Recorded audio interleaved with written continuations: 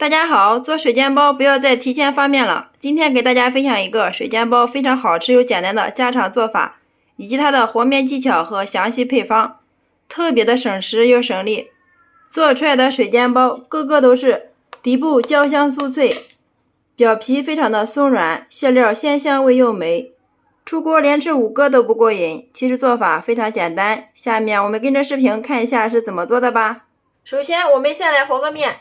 300克面粉中加入2克的无铝泡打粉，3克的酵母粉，2克的白糖，促进酵母发酵，然后再加入30度左右的温水适量，边倒边用筷子搅拌，把它们搅成絮状。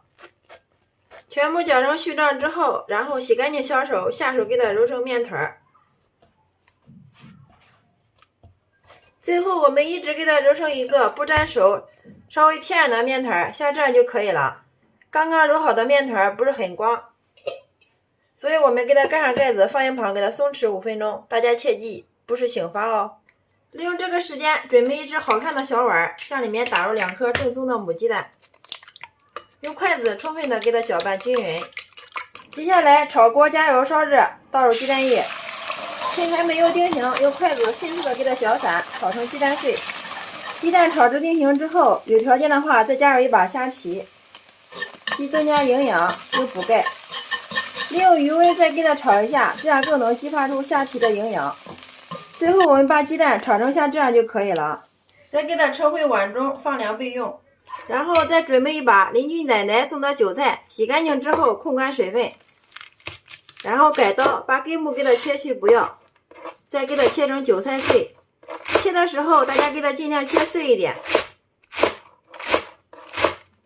切好的韭菜我们给它装在一个大点的盆中。韭菜切好之后，先不要调味，我们给它放一旁备用。准备一把纯红薯粉条，提前给它泡软，然后放到案板上面给它改刀。切的时候也给它切碎一点。粉条切碎之后，装在一个漂亮的小碗里面，然后往粉条里面加入适量的酱油，用筷子给它搅拌均匀，这样可以让我们的粉条更加的入味好吃。接下来我们往韭菜里面加入少许的食用油，锁住水分，用筷子充分的给它搅拌均匀。搅匀之后，把炒熟冷凉的鸡蛋碎给它加进来，粉条碎加进来，还有提前切好的木耳碎也加进来。调味的时候，我们往里面加入适量的五香粉，适量的白色胡椒粉去腥，少许的鸡精，1勺食用盐，最后再加入1勺白糖，防止我们吃韭菜的时候烧心。适量的小磨香油一定要加哦。好了，像这样就可以了。然后用筷子充分的把它们搅拌均匀。大家切记，千万不要加13香哦，13香的香味比较浓，那样会遮住韭菜的鲜味。搅拌均匀之后，香喷喷的韭菜鸡蛋粉条馅就调好了。然后案板上撒少许的干面粉，把松弛好的面团放上来，给它揉一下，揉匀揉光。然后我们再给它搓成长条，最后给它搓成大约30克1个的小面剂，然后取一个剂子出来，我们给它由外上内给它折叠按压，最后我们给它整理成一个圆形状，像这样就可以了。所有的小面剂全部整理好之后，案板上撒少许的干面粉，取出第一个整理好的剂子，用手给它按扁，然后给它擀成一个边缘薄中间厚的包子皮，像这样就可以。接着放上一份我们调好的馅料，然后按包包子的形式慢慢的往里面给它收口。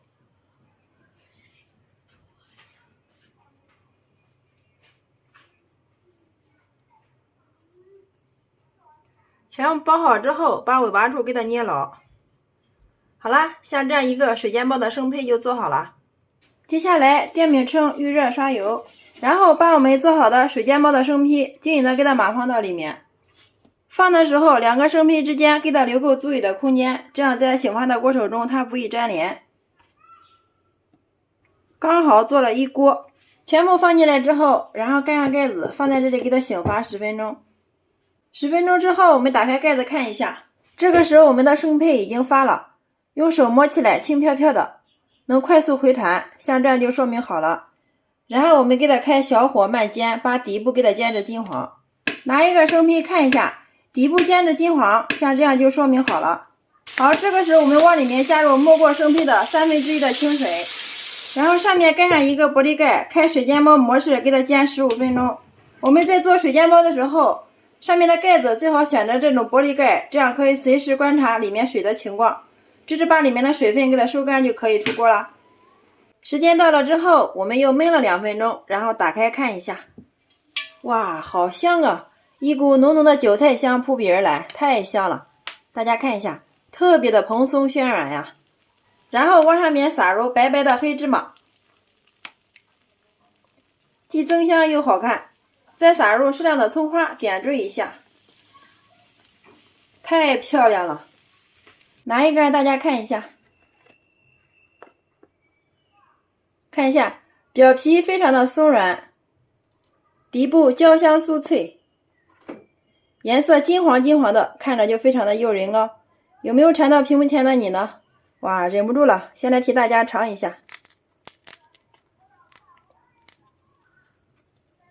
哇，真的是太香了，一股浓浓的韭菜香扑鼻而来，忍不住了，先来替大家尝一下。不用我多说，大家听到声音就知道好吃不好吃了。